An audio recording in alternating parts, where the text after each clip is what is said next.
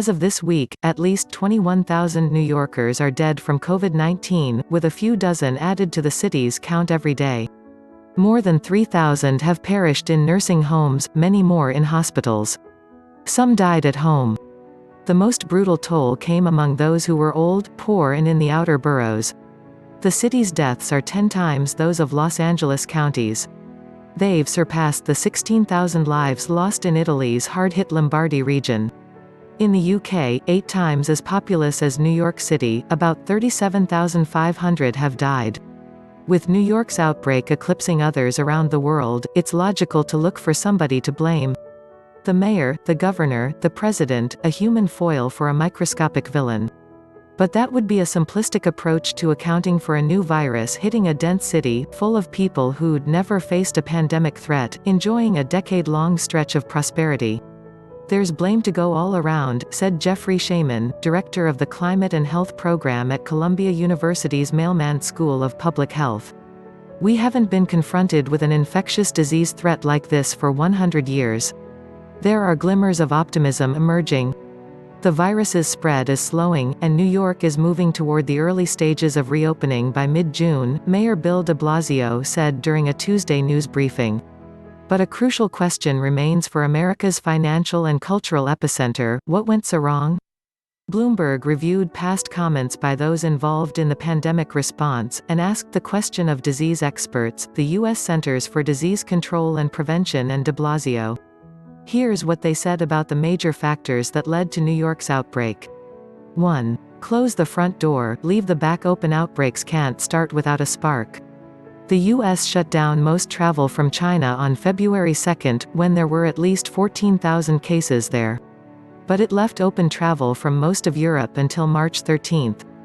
During that time, Italy went from 2 known infections to more than 15,000.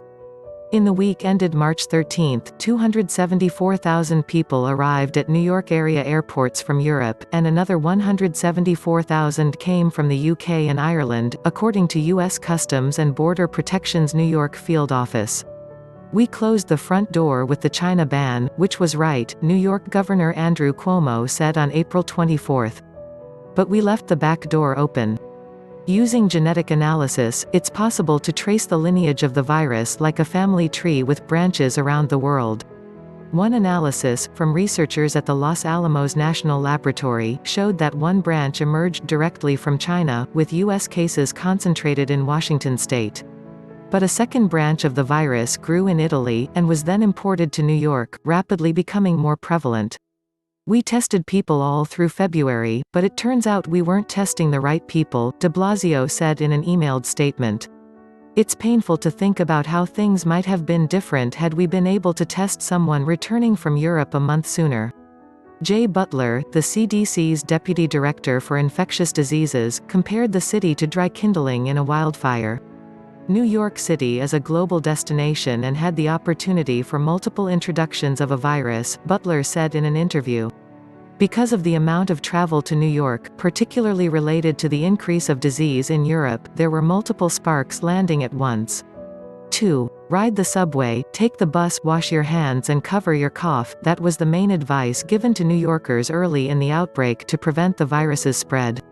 We want New Yorkers to go about their daily lives, ride the subway, take the bus, go see your neighbors, New York City Health Commissioner Oxiris Barbot said on March 2.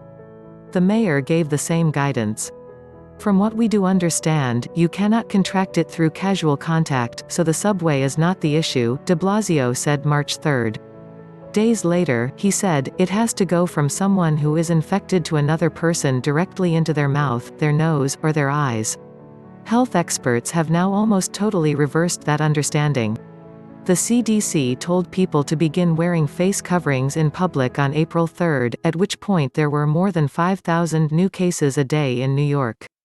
Later that month, the agency updated guidance to say that touching contaminated surfaces didn't appear to be the primary mode of transmission. There have since been multiple case studies showing clusters of transmission in offices, at churches and other high-density settings. Hindsight is 20/20. If we knew everything we knew now, probably there would have been more intervention earlier, but we didn't have that crystal ball at the time, said the CDC's Butler. Now we know people can be infectious before the onset of symptoms. 3. Perfect environment with the virus's easy transmission. New York's shared spaces were a perfect vector to bring the infection from one family to another. Subways and buses, concert halls, elevators, offices, crowded bars, apartment towers, while other U.S. urban areas have natural social distancing built into their structure through the prevalence of cars and less dense buildings, New York is defined by crowding. In a place that doesn't have a car culture, that relies on mass transit, there are more opportunities for it to get into households and move around, said Columbia's Shaman. A May 8 CDC report drew a similar conclusion. The agency noted that the 4 most dense counties in America are New York City boroughs. Combine that with public transit, 3 major transportation hubs and 1.6 million daily commuters into Manhattan, and it's a perfect human mixing bowl. In his emailed statement, de Blasio said the city's mass transit system had been a major factor. New York's subway system stands alone, de Blasio said. New York City is different than Los Angeles and Seattle and pretty much everywhere else for how heavily the population relies on travel by subway. The subway has been a lifeline for our essential workers, but we also now know that prolonged, close contact during a commute may have been an issue long before we knew the virus was even in the city. 4. Slow to close for all of New York City's risk, its leaders moved late on shutting down the city. Cuomo and de Blasio, who have had a long-running, often public feud, disagreed for days over how and when to act. The city closed the schools on March 15. 2 days later, de Blasio raised the possibility of a stay-at-home order.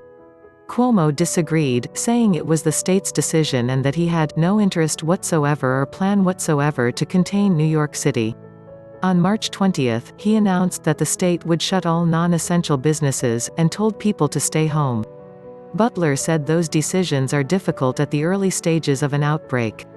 When we evacuate a city for a hurricane, we don't do it based on when there's something out off the coast of Africa, he said. We do it when there's much clearer visibility of when it's going to happen. It's much harder with an infectious disease, particularly a brand new one. In hindsight, the city's actions came late. The day the stay-at-home orders were announced, New York City reported 4,000 new cases, despite a significant shortage of testing. The outbreak was well into the acceleration phase. And with a bigger head start, the virus kept growing in the city, with new cases peaking 17 days later on April 6. 5. Nursing homes. As the virus swept through nursing homes, and the city was in an urgent search for hospital beds, the question arose of what to do with elderly patients who recovered.